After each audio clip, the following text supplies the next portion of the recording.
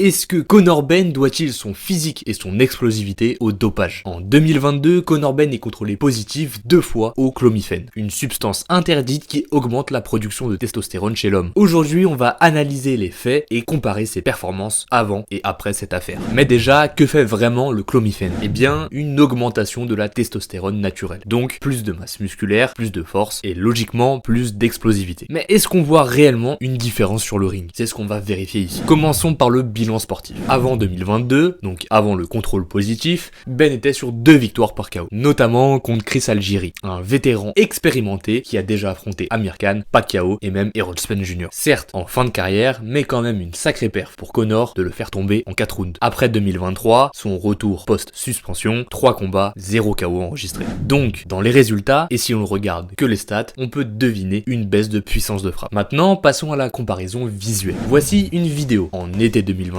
lors du camp d'entraînement de Ben pour Eubank, juste avant le contrôle. Voici la vidéo 2, cette fois-ci en hiver 2023, 6 mois plus tard. Et la vidéo 3, lors de son camp de préparation pour Eubank en 2025. À toi de juger, dis-moi en commentaire à quelle période tu le trouves le plus explosif. Maintenant, passons à l'aspect visuel de sa masse musculaire. Avec une photo à la pesée de 2022 à 66,5 kg, son combat juste avant sa suspension. Une deuxième photo lors de son retour en 2023, cette fois-ci pesée à 70 kg. Et une troisième en 2024 à 68 kg. On observe une prise de masse musculaire plus harmonieuse sur un poids un peu plus élevé, mais sans saut anormal, ce qui peut indiquer une progression plutôt naturelle. Alors, dopage ou travail et prépa physique bien structuré? Ce qui est sûr, c'est que oui, il y a eu dopage, et ça a très probablement aidé Ben à franchir un cap. Mais depuis, il semble s'être reconstruit proprement, et son évolution physique reste crédible. Et toi, t'en penses quoi? À quelle période tu trouves que Conor Benn était le plus impressionnant?